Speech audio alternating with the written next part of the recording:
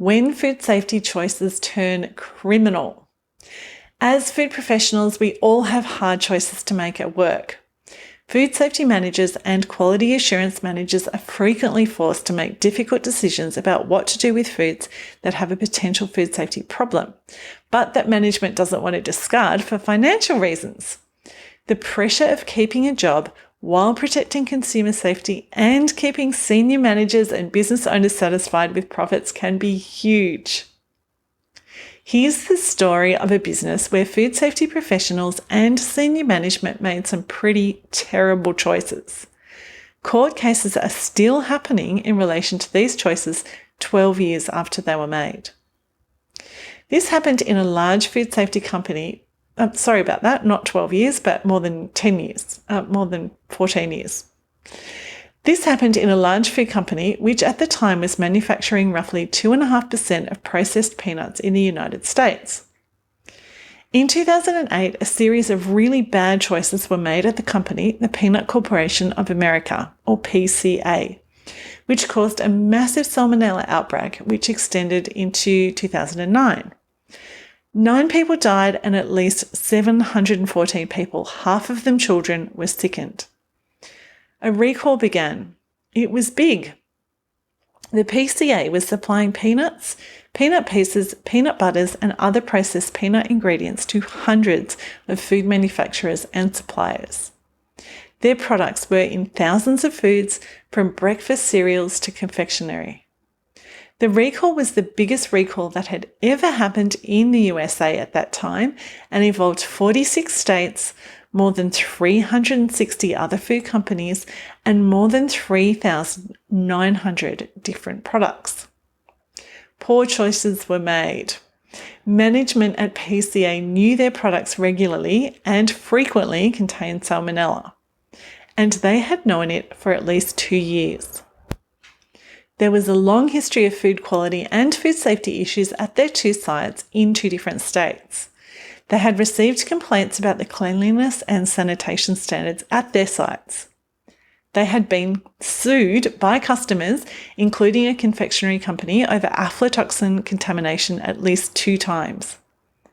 An auditor working for Nestlé reported that their site was unsatisfactory for 40 different inspection criteria in 2006. The sites were described as filthy, with reports of food safety disasters like bird excrement washing into a factory from water leaking through a roof.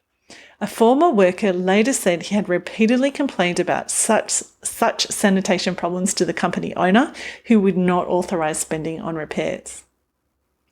With factories like that, it's no wonder that lab tests of products found salmonella. The company got so many failed lab results that they stopped using external labs. They shipped product they knew was contaminated. They refused to share test results with customers, and they faked test results. They hid one of their plants from the US FDA, which was responsible for inspecting it for food safety compliance. At the other site, they concealed some of their processing activities from the FDA, including the high-risk process of making peanut butter. Who made these choices? Who chose to conceal such obvious food safety risks from customers and regulators? Investigations by the FBI and the FDA's Office of Criminal Investigations resulted in the company's owner, his brother, and 2 plant managers being indicted. The quality assurance manager was also charged. Why?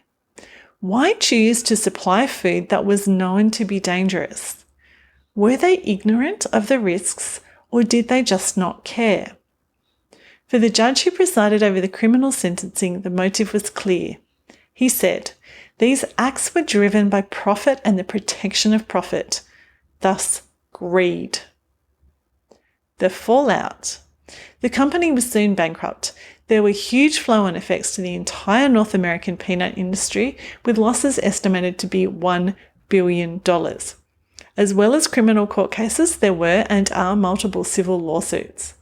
The owner of the company was sentenced to 28 years in prison, his brother to 20 years, and the quality assurance manager to 5 years.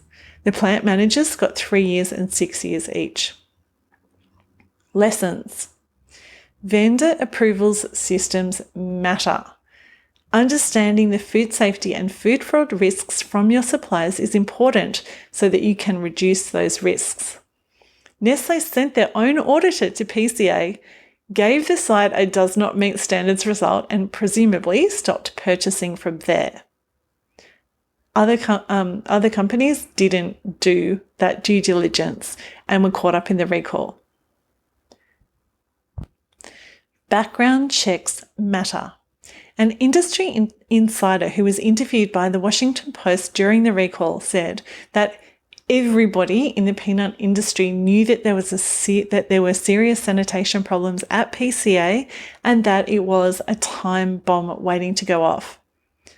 The US FDA had found mold, evidence of rodent infestation, and live birds during an inspection before the recall.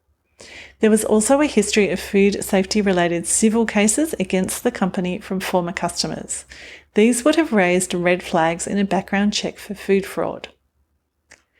Whistleblower systems matter. While there was no whistleblowing in this case, workers at PCA knew there were serious problems.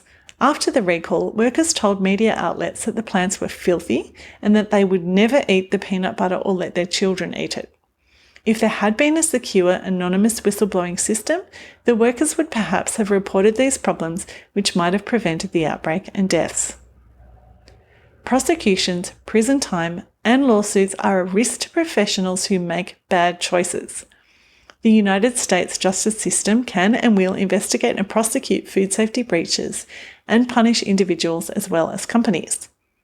One state food authority even threatened to pursue manslaughter charges if federal authorities did not begin criminal investigations. Serious prison time and the loss of assets resulted from these individuals' choices. And the sources, as always, can be found in the email.